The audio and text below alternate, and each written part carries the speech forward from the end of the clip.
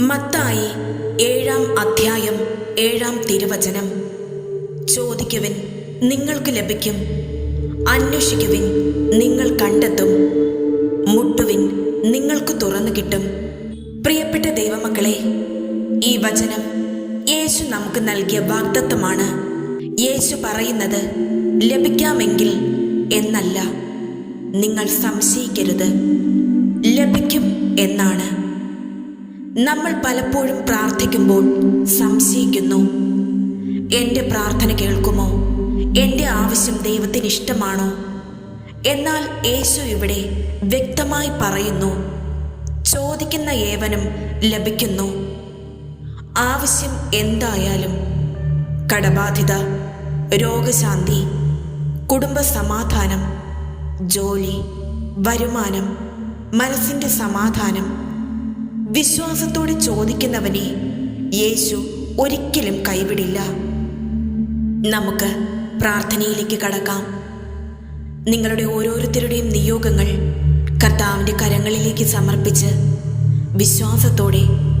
വിശ്വാസത്തോടെ ഈ പ്രാർത്ഥനയിൽ പങ്കെടുക്കുക. തീർച്ചയായും നിങ്ങളുടെ നിയോഗത്തിൽ കർത്താവ് വലിയ അത്ഭുതങ്ങൾ പ്രകടിപ്പിക്കും. നമ്മുടെ എല്ലാവരുടെയും നിയോഗങ്ങൾ സാധിക്കുവാനായി നമുക്ക് ഒരുമിച്ച് പ്രാർത്ഥിച്ചു തുടങ്ങാം.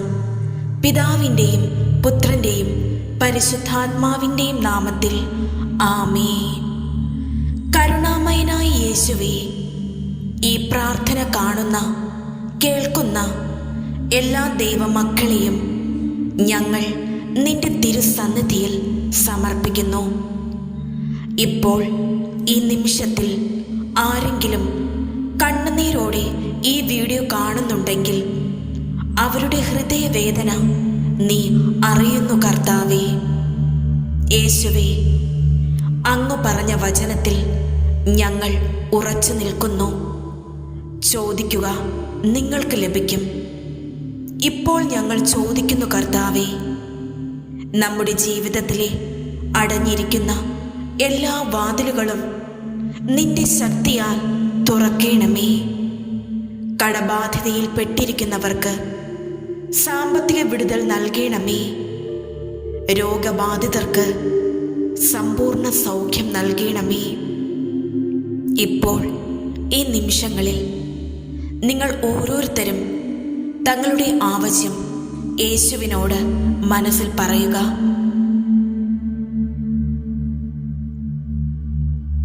യേശുവേ, ഈ ഹൃദയ പ്രാർത്ഥനകൾ നിന്റെ കാൽപാദത്തിൽ ഞങ്ങൾ സമർപ്പിക്കുന്നു.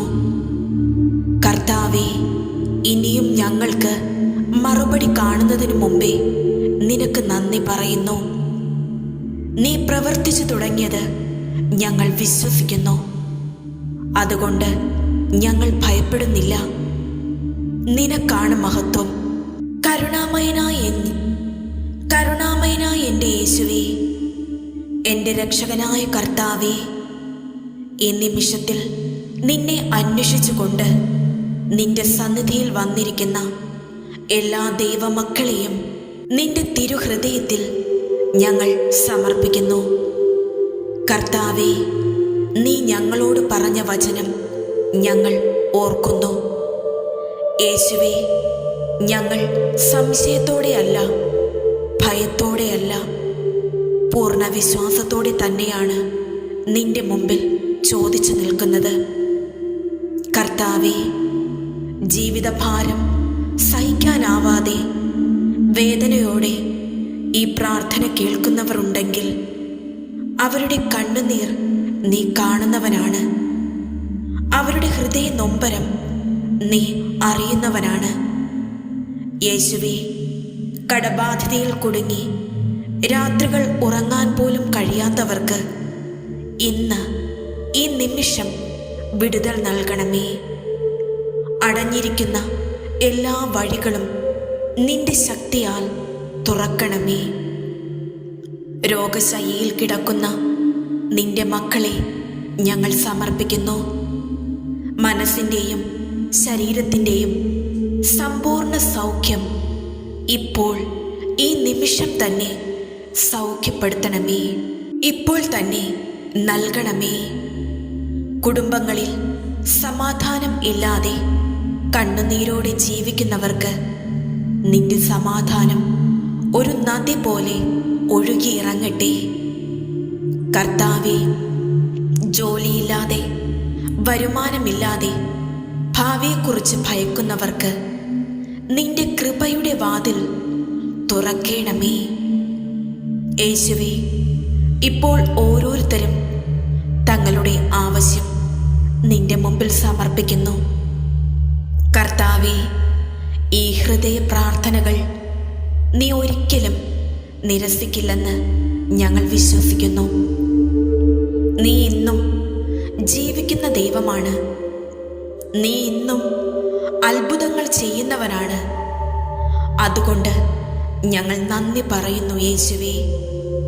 ഇനിയും മറുപടി കാണുന്നതിന് മുമ്പേ നിനക്ക് മഹത്വവും സ്തുതിയും കൃതജ്ഞതയും അർപ്പിക്കുന്നു. ഈ പ്രാർത്ഥന കേട്ട എല്ലാവരെയും നിന്റെ അനുഗ്രഹത്തോടെ മൂടേണമേ. യേശുവിൻ്റെ വിശുദ്ധ നാമത്തിൽ തന്നെ ഞങ്ങൾ പ്രാർത്ഥിക്കുന്നു. ആമേൻ.